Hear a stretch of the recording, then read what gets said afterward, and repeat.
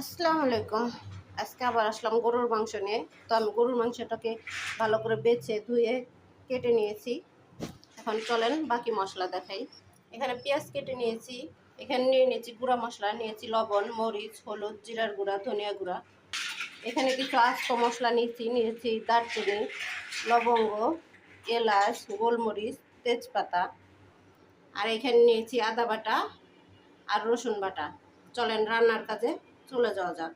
তো আমি এখন চুলাটাকে জ্বালিয়ে নিব। কড়াইটা বসিয়ে দেব। তো গরম হয়ে গেছে, এখন দিয়ে দেব তেল, দিয়ে দেব পেঁয়াজ কুচি। এতদিন আপনাদের শুধু মাখিয়ে রান্না করা দেখাইছি, আজকে কষিয়ে রান্না করা দেখাবো। এখন আস্ত মশলাগুলোও দিয়ে দেব, ভালো করে ভেজে নিব। পেঁয়াজটা ভাজা হয়েছে, এখন আদা রসুন দিয়ে দেব। আদাটা ভাজা হয়ে গেছে, এখন দিয়ে দেবো কিছুটা পানি। এখন দিয়ে দেবো সব গুঁড়া মশলা। গুঁড়া মশলাটাও ভালো করে কষিয়ে নেব। মশলাটা কষানো শেষ, উপর দিয়ে তেল ছেড়েছে। এখন মাংসগুলো দিয়ে দিব। এখন সব কিছুতে মিশিয়ে আমি মাংসটাকে কষিয়ে নিব, কারণ মাংস কষাতে অনেক টাইম লাগে, গরুর মাংস তো। গরুর মাংসটা আমার কষানো শেষ, এখন পানি দিয়ে দিব। এখানে আমি গরম পানি করে রেখেছি, এটাই এখন ঝোলে দিয়ে দিব।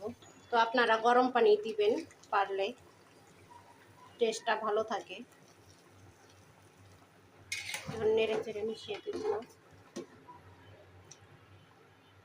মাংসের ঝোল দেওয়া শেষ, এখন আমি ঢাকা দিয়ে রেখে দেবো। তো আমার মাংস রান্না হয়ে গেছে। কীরকম লাগলো কমেন্টে জানাবেন, আর আমার চ্যানেলটাকে সাবস্ক্রাইব করবেন। কত সুন্দর হয়েছে দেখুন, মাংসটা অনেক সফট হয়েছে। এখন চুলাটা বন্ধ করে দেবো। কালারটাও দেখছেন কত সুন্দর আসছে।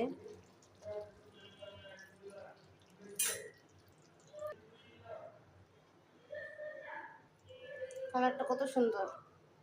আর অবশ্যই অবশ্যই সাবস্ক্রাইব করবেন কিন্তু আমার চ্যানেলটাকে। ধন্যবাদ।